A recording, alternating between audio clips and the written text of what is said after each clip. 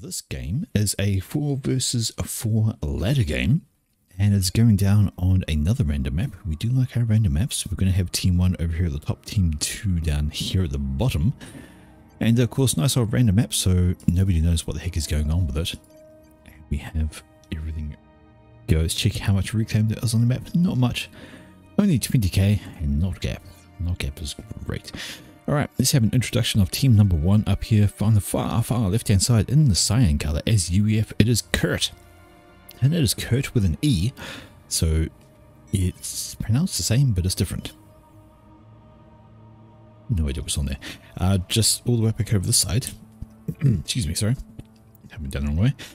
We have another UEF player. This time it is Sulfur, and Sulfur is in the lavender color. He's getting a bit of a walk around, which is a curious thing to do, but his mixes are kind of spread out. I see why that happens. Just over from him in the front, it is another UEF person. This time it is not Sulfur. So we've got Sulfur, and then we've got not Sulfur. So he's not Sulfur, but he's not Sulfur. Yeah, let that one sitting here to marinate for a bit. And finally, for team number 1, another UEF player. This time in the bright blue, and it's Flying Olsen. So it is a UEF fiction for team number 1. Every single one of them. No disparity in the units that they're going to have. Everything's going to be exactly the same. Okay, let's have a look at team number 2 instead. First off, team number 2, and hello, we have not UEF. It is Ron Fonte. He's yellow, he is Cybran, he's got his air factory up as his first factory. Interesting decision, but it is a decision of what he's going to. Check out over here, his friend is Shades of Blue. Going to sell for an orange is Aeon, so nice to have some variants at least. In front of him, another Cybran though, it is, here he is, it is Zigster. Zigster's in the red, walking his comm around, and finally for team number 2, all the way in the back corner, in the burgundy, as UEF, it is Plasma Wolf. Alright, so some nice variants, bit of variance there for team number 2. They have 2 Cybrans, 1 Aeon and 1 UEF player. No Seraphim on the map at all, so we're not going to see any more of those Awasses. Just simply no. Alright, so we see there's a bunch of reclaim here. It says 600, which probably accounts for all of these little rocks as well, I think. Move that off the screen. Yes, indeed, it does. So even though the numbers aren't being displayed, these little rocks are still counted as part of that reclaim value. So yeah, not a heck of a lot on the map. 20k kind of splattered around the place. Got a few rocks in the mud around these. Got some rocks sitting around these edges here as well. So not a bad little map as far as things go. Got some water up the front as well. That looks deep enough to hide a commander in for him to be safe. You'd have to be concerned about torpedo bombers, of course, but I think you'd be deep enough from anything else like TAC missiles or explodey things. Yeah, I think you'd be fine from other things. It's not shallow. That little trench there is actually quite deep, and that would keep you quite handy. Yes, the reclaim counter is quite cool, and it is actually a mod. Bit of reclaim, I think it is. The other thing it does is it gives different coloration to values of reclaim. So on the previous map, you would have seen some of the recs were about 1,000. They were in bigger, bright orange numbers instead. So the bigger the reclaim, the darker the color, from green all the way down to red. It is a handy mod, and you can just have a quick look and go, oh yeah, there's 17k left on the map. Right. Now then, where is the harassment going? Well, first a little bit of harassment is here, and that's from Sulfur. He's snuck a couple of units through. That is a lab with a scout trying to pick up an engineer somewhere. We've got a few civilian buildings just loitering around. They're not doing much. They're just sort of sitting, waiting. Will inevitably get reclaimed, turned into mass for some of these coffers. Over on the side, and that's a bomber. We've got a first bomber out for Sulfur, and he's going to go looking for a target. There is an interceptor up though from Zigster. If that bomber gets spotted, and if Zigster's paying attention, it will swing on over and look at taking it out. And he's not. The bomber survives, and it can go find a target. In particular, it can go find a target in the shape of engineers like the ones that are going to be dumped off this transport. 5 engineers there. That would be a great target. If the bomber waits, will it get it though? There's an interceptor coming out to be defending, and I think the bomber was loitering for those engineers, but wisely, Plasma Wolf thinks, oh yeah, no, I'm not going to put those down on the ground just yet. There's a bomber waiting. That bomber was definitely waiting for those NGs, but instead they're going to be dropped off over here and they'll be fine. Although actually there's a mech marine now being harassing, and if this is a victory for this guy, you may see Plasma. There we go. He's been waiting and waiting and waiting, holding those NGs on the transport. Now he can finally drop them down there. Although he's going to want to drop them shortly before those inties take the transport down. Does throw those engineers down. In come the interceptors from team number 1, and 2 NGs dead. So the bomber didn't get to do anything, but the interceptors did. Killed the transport, a couple of NGs. Maybe he should have just dumped them all right there once he realized it was under attack. Gun upgrade going down here for Shades of Blue. Just in the middle was Aeon Com, and of course Aeon gun comms have the longest range.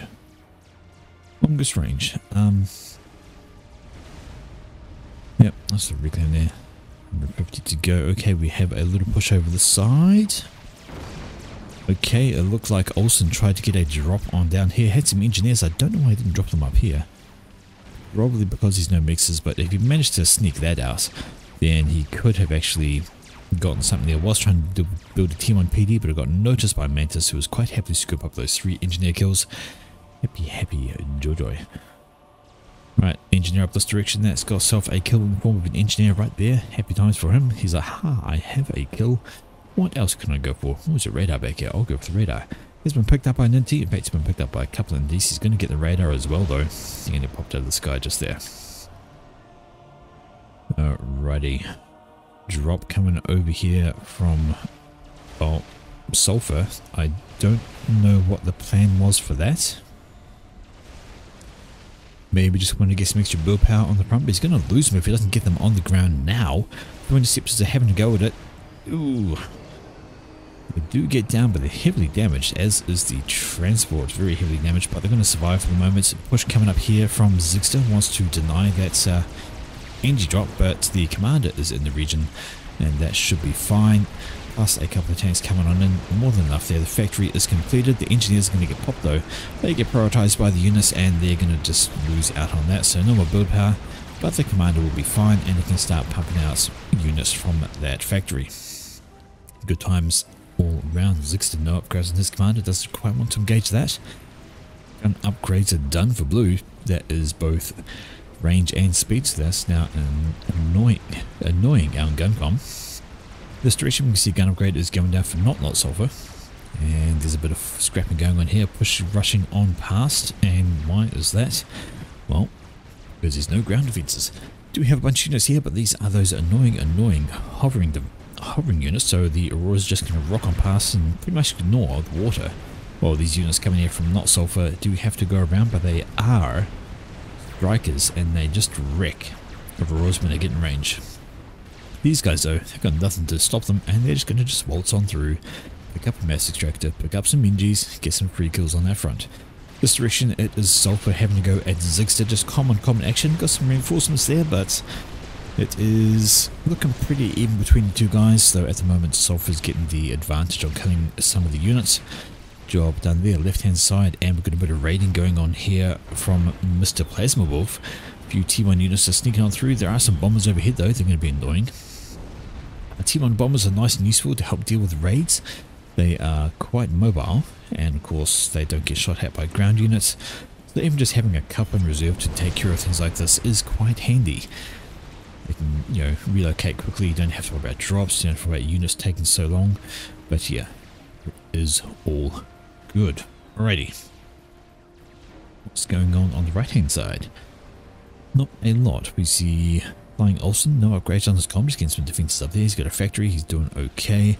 A swarm of units coming up here from Ron Fanta. He's just finished T2 on his commander, so he can now start building some long range PD for that. Nano repair going up for not Smurf, so he's got the gun upgrade and he's getting nano, so he's going for the extra combat capable comm.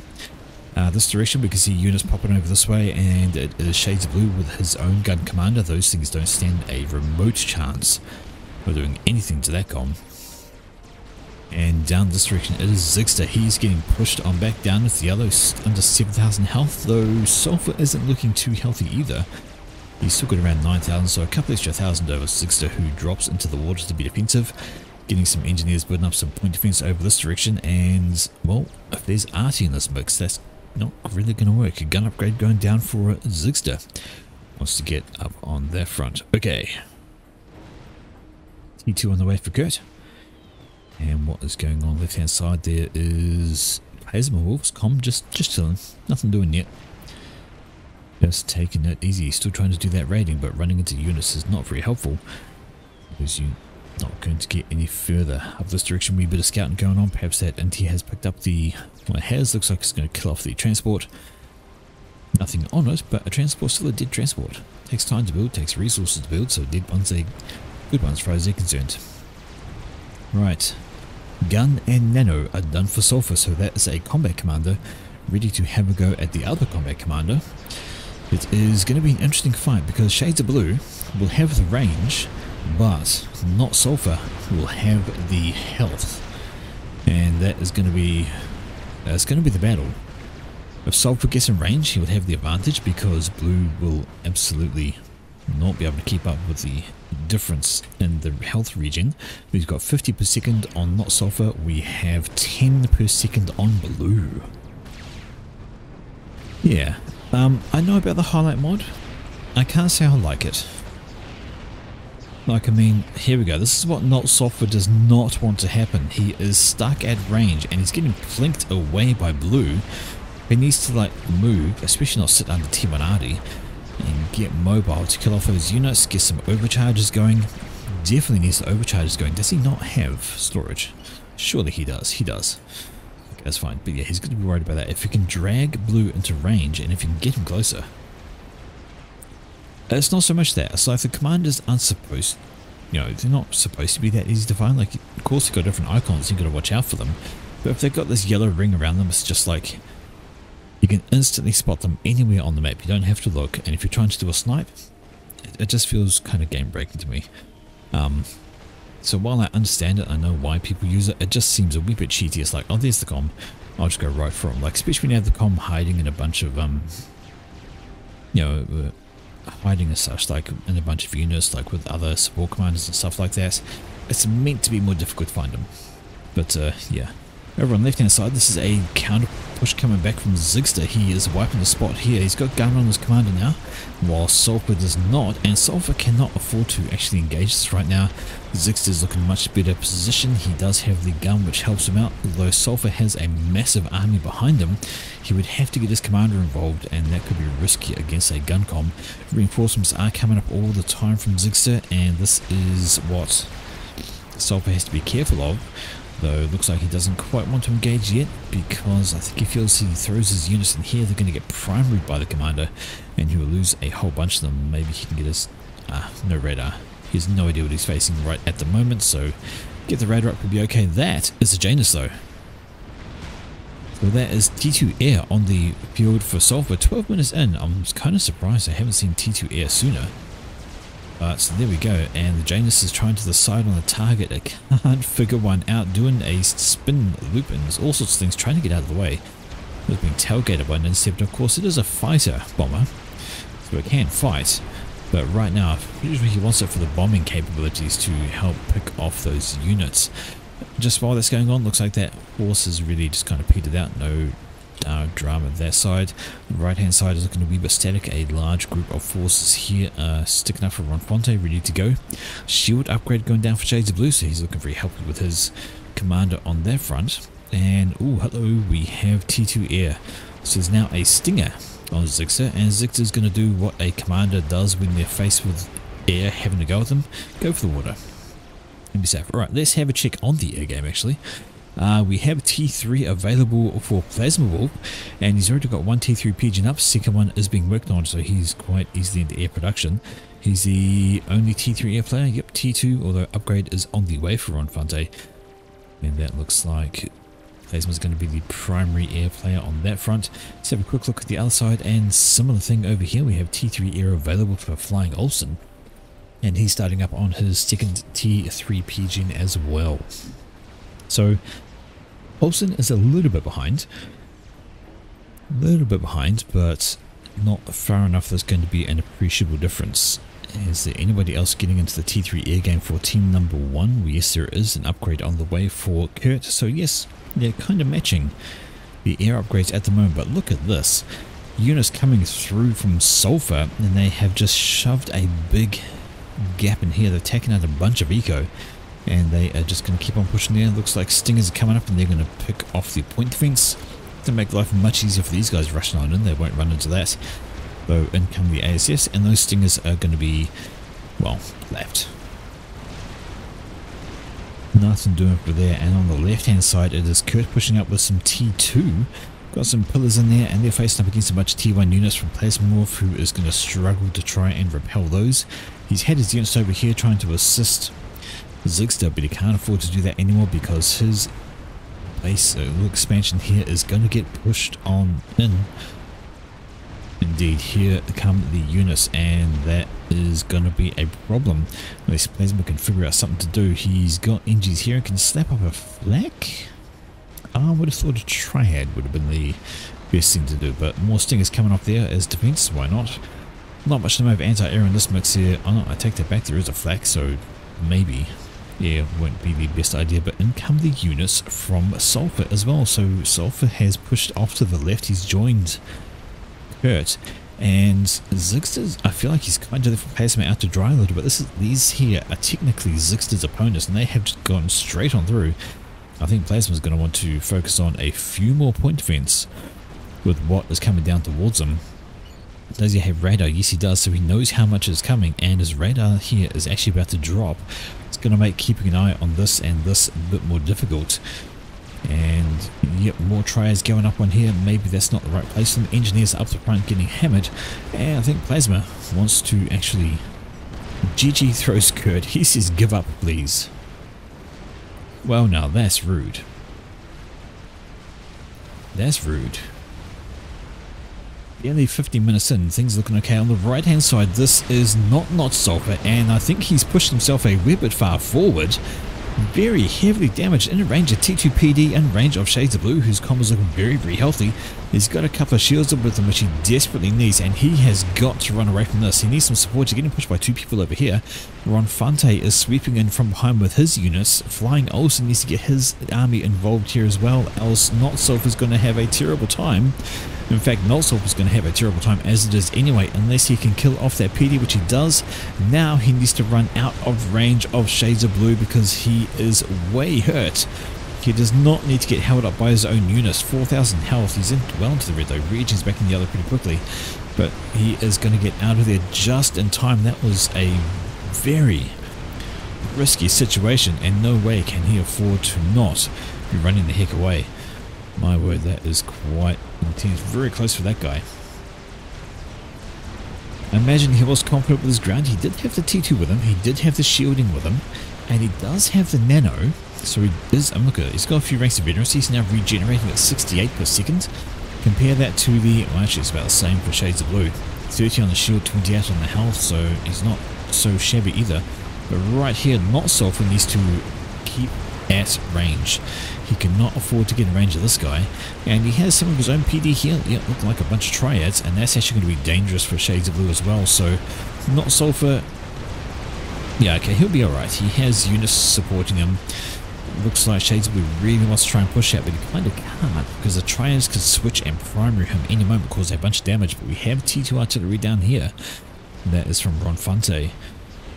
Bending the units on up, and they can start chipping away at the forces over this direction. This is now Shades of Blue. His shield is down, and he's starting to take a hammering.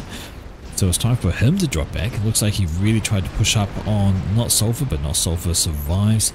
Back up to 7,000 health there, 8,000. The regen is real. Alright, that is good for him. Back over left hand side, and there we go. That is what Zigster has been doing. He is rocking up the T3. He's made the switch out to T3 land, and that has absolutely cleaned up all of this. Loyalists have come out and they have dominated and decimated all the units that were around here. Just have a look at the reclaim now. Lots of things going on. Okay, now I just want to, I mentioned the reclaim mod before. This is the kind of thing it does. Oh look, these bright orange numbers, because that is a bigger wreck, 640.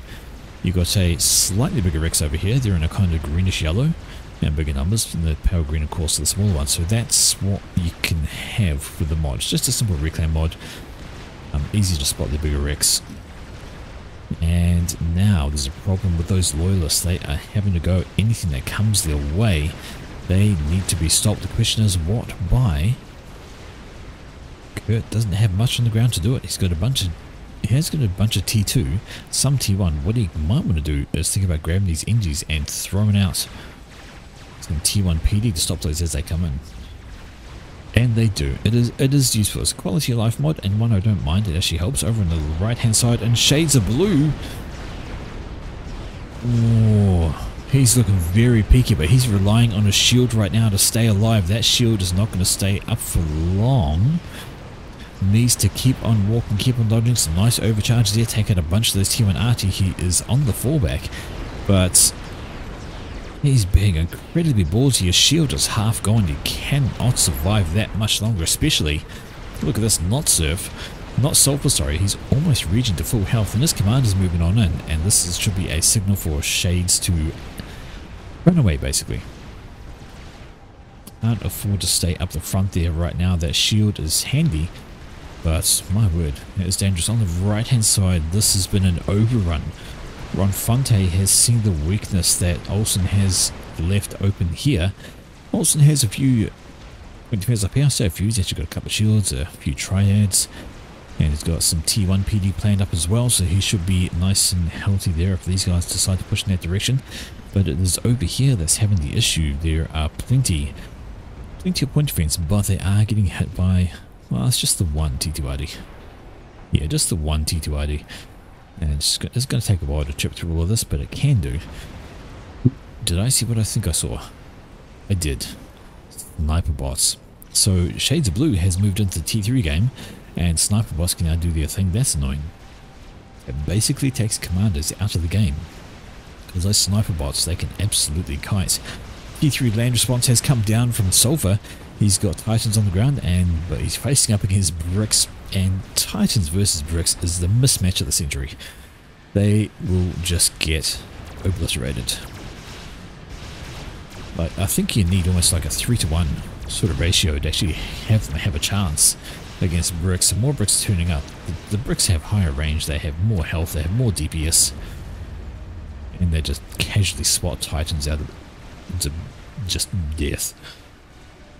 Now, sniper bot range, yeah, easily. All I could do is click on Shades of Blue, click on a sniper bot, and go boom. That's how far they go. They have a range of, right here, it says range 0 to 70. So a range of 70.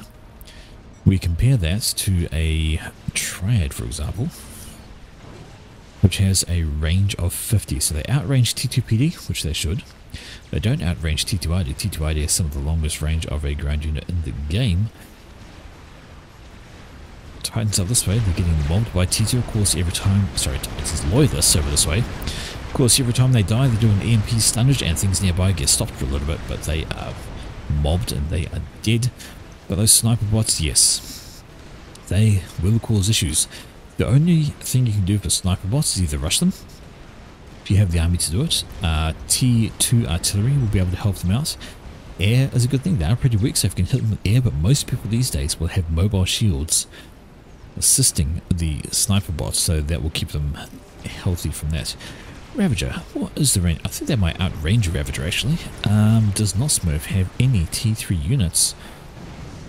Maybe he's got some back here. I don't know. Any T3 engineers? No, he's all T2 at the moment. I know somebody has, but hello, look at this. I completely missed it. The run through from Ronfante. He's avoided this point entirely. Just waltzed past this T1 PD and is currently wrecking base back here belonging to both Olsen and Not Sulfur. Not Sulfur cannot afford to lose these. This is his main power grid by the look of it. That is his T2 power. If he loses those, he's going to have a terrible time, especially... Oh, he's going to. There's nothing on the ground to stop that. Some stingers over here that really need to be used. Broadsword comes in, might save the day. Oh, what is going on? I can't do a comm drop boxer. I'm not playing. Broadsword saves the day for that T2 PGen. Olsen helping out his buddy there, very much so. Left hand side, and it's looking a bit more fluid now that both teams have T3 capable on the ground. Skill issue. Skill issue, thanks. Yes, it's a skill issue that I can't do a com drop in a game that I'm spectating. Is that? Oh, Shades of Blue racking up again with his commander. He wants to say hello to things, get some extra damage down on there. Of course, the commander can do a whole bunch of damage, and the extra range and overcharge really helps take down the shields. Not sure he really needed to do that because, while the sniper bots were doing a decent job, there's 5 of them now. That is some nasty DPS going on. What I was going to do was find out the range of a Ravager Strat coming on in. This is not good for Not Sulfur. Get a Strat Bomber overhead. That's going to be some extra damage, so throw in the snipers, plinking them at range, throw in a Strat Bomber overhead, and this is very dangerous. Sulfur Sulfur's going to die. Next volley from the snipers. He's a dead man. Boom. Down goes Sulfur. Sniper boss just proving that a little bit too much. Needed some kind of response and unfortunately had nothing. Now pushing in is Ronfante. Is it full share? We'll find out in a second. Is all this going to go pop, or is it going to be handed over to somebody else? Nope, looks like it's been handed over. It's gone to Flying Olsen. Boom, baby. Yeah, I don't go Guile. That's his thing. That is absolutely his thing. But no, this has all been handed to Flying Olsen, so it definitely is full share. But still, if full share or not, these sniper bots are a problem. There are now 7 of these. Each of these guys doing about, was it 950 damage? 950 damage. So these 7 can dish out about 6,500 damage per volley. That is a huge amount to be concerned about. Over here we can see there's a couple of Percivals. They are holding the line against these bricks along with the shields and the PD. Commander coming out to be useful. And I see Cougar Fire. Must have been a scout flying overhead. Left hand side, what is going on? I'm hearing fighting. Ah, there we go. Another loyalist. Actually, maybe the same one. 25 kills on that guy. Made his way up here, murdered a bunch of engineers, murdered a bunch of Miko. That was a very, very effective loyalist. Had a good time with 25 kills. Okay, what is going on the right? Combined armies of Ronfante and Shades of Blue. Shades of Blue, still more sniper bots, 8 of them now. And you just look at the devastation they wreak. They pop in, sit at range and kill stuff. Do they outrange Ravagers? I believe was the question I am trying to answer. Give me a moment, I'll get onto Olsen. I'll find a T3 engineer. And a Ravager has a range of 70. So same range as a Ravager. So that's not bad. Same range. Experimental done for Ronfante and the Cybran. So yep, first experimental coming out. Weren't expecting Gar to be the voice in a custom FAF campaign mission. Why ever not? Pretty much the voice of frickin' FAF. The dude's amazing. Anyway, we have this Monkey Lord here, and this Monkey Lord is just kind of chilling. It's been completed, it's ready to go, but no, Ronfante doesn't want to move it on. Never mind. It's on the way.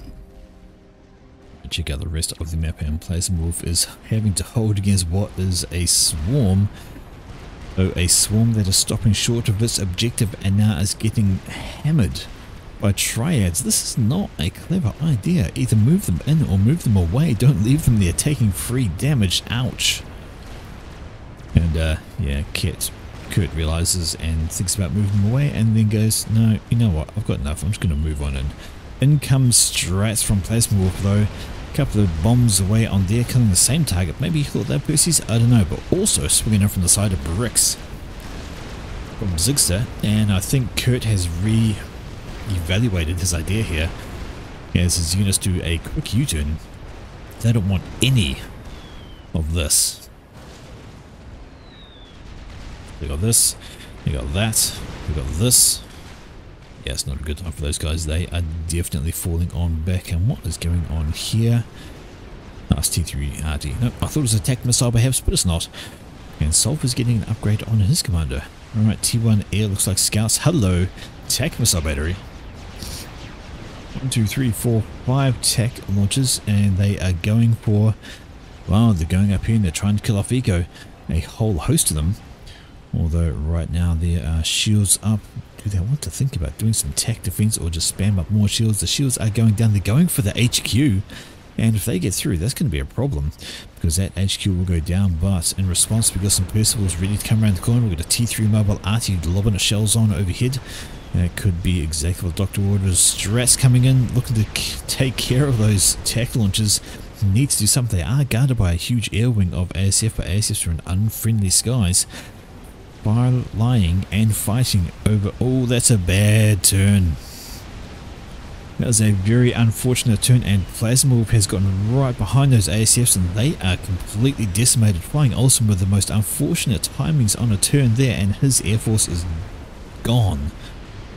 Just like that, he lost his entire ASF wing for very, very little effect. Right, Percivals are just moving on up and they're just like, I don't care about you. Walk past and ignore the point defense while they move on up. Coming down here, looks like they really want to go for this section. Kill off the... In fact, yep, shield is down. Now they can go kill all of these. Percival's just doing Percival things, because why not? Over the side, and yes, still up front is Sulfur. He has got the shield on his comm. He has got a bit of health. He's not too bad. And he's got some mobile archery dropping those shells on down. But this direction, the Percival's doing Percival things. As mentioned, still got a few of those tech launches up though. Maybe they'll want to think about taking those out first. There we go. There was a T3 mobile RT over there. It has finally died. There's the last shot rocking on over though, and it hits nothing. Oh, kills the TMD. Ah well. Got the stress out again, say goodbye to the Percies. Right hand side, and speaking of people being ballsy, Shades of Blue still rocking around with his commander. He's pushed right on up. And I guess he can afford to be, because he's got a monkey backing him up. But in come broadswords and strats. Broadswords go straight for Shades of Blue. The strats overhead as well. And that's Shades of Blue. He's going to get air sniped from being on the front line. That is a big kill there. Murdered a whole lot of units around him. Dear oh dear. I don't know what he expected. Yes, he had shield. Yes, he had health. But it was well timed by Flying Olsen. He sort of waited till Shades of Blue started taking health damage instead of shields, then he sent in his ear broadswords and the strat, and they killed the commander off, but the monkey is still around. And they can start having some fun. I'm hearing further fighting over this way. It is another monkey, and this is Sulfur running. And head down right, he should be running. This is a wave of bricks plus a monkey in his face, and why have you stopped? You need to keep running. You got a lot of health, but you don't have that much health.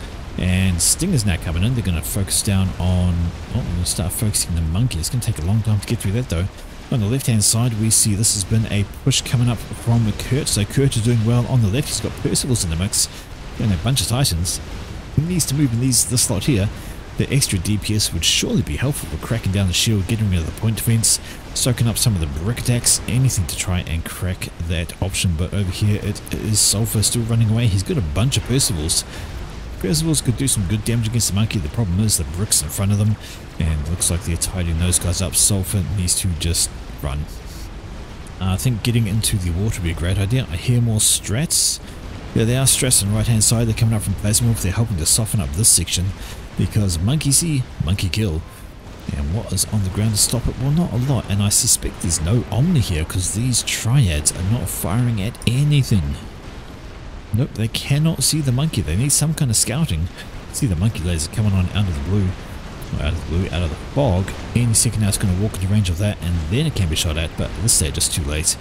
Not enough triads left, and the monkey is just going to continue on through. Carving that gap. The question is, what else is on the ground to stop all of this? And the answer is sweet fuck all. Well, looking like some Percy's coming off the factory line there. They need to make their way over. Over this direction, some point defense would be great. Of course, point defense won't be any good without being able to see what they're shooting at. Have a quick look down here, and a crab has been done by Ron Fante this time. Left hand push has been stopped. Kurt is not getting through there. It has been repelled, leaving behind a huge mass field. There is 23,000 mass to reclaim here. That's another monkey. That's more than a monkey. So much to grab. All that death and destruction. Horrible times. I'm hearing stress on mass. Where are they going for? Well, they're going for the Percivals down here belonging to Olsen. Because why not? Because they can. Where is... There we go. Underwater. No, he's not underwater. He's actually sticking right above it. He could be shot by anything. Sulphur's there. Just chilling with his commander, taking a bath. Feels a wee bit dirty. But this is the problem. Monkey is here. And there's Ravagers, but they are going to last half a heartbeat while they reload. The Monkey can just absolutely zap through them. Some strats I saw, 1, 2, 3, 4, 5, 6 strats available. They can start hammering. No, they can't, because there's ASFs belonging to Plasma protecting the Monkey. Strats are going to do what they can. They'll get like a single run on it, do a good amount of damage, but my word, the ASF ring from Plasma is doing the deed. More strats coming in from Plasma as well. Almost finishing a Fat Boy. What are the strats going for? They're going right over the back. They spotted something. What have they spotted? They spotted power. But their bombs impact on the shield. Nothing doing there. Fat Boy is just about done. Fat Boy is done. And Flying Olsen. Was that a control K? It's been a control K. It's come all the way up in the water. I mean, there is a Fat Boy, but the Fat Boy is not going to last with the Monkey right in its face. There's a bit of distance between it, and the Monkey's going to win that battle easily at point blank.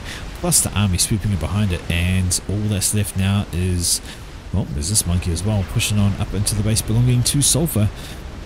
What have they got here that can slow that down? Again, not much. Not much at all. Left hand side is looking great. Kurt is doing a bang on drop.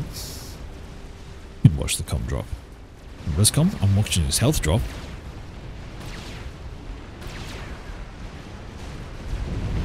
Trying to get up on there. And Kurt controls control K's out there. I don't know what com drop you're talking about, Boxer. Oh, this. Oh, standing on the Monkey wreck. Oh dear. I completely missed that. Oh my word. There's the Continental he used, I guess. Sorry about that. I wonder what was going on. But he actually grabbed his comm out of the water, dropped it onto the Monkey, overcharged it down, and then killed off the bricks. That is... Wow, that's a very manly move, shall we say. I guess it works. And is he going to do it again? Well, does he have the power to do it again? The Continental has no shields. Means it's going to die a horrible death. Yeah, credit to Sulphur there. He's just like, Monkey, I'll take care of that. I'll grab my comm, I'll drop down behind it and overcharge the shit out of it. And, yeah, give him some credit for that. However, there is a second Monkey, which he will probably have less success with because he's not going to drop behind it, which means, well, the turret's facing the wrong way. No, never mind, it's coming back around. There's the overcharge. Big chunk of damage, but it is going to obliterate him before he gets another one out, I think. Yes. Very close. One more overcharge. Might have been able to carry on from there, but there we go. Sulphur out of the game. And that was the last player for team number 1.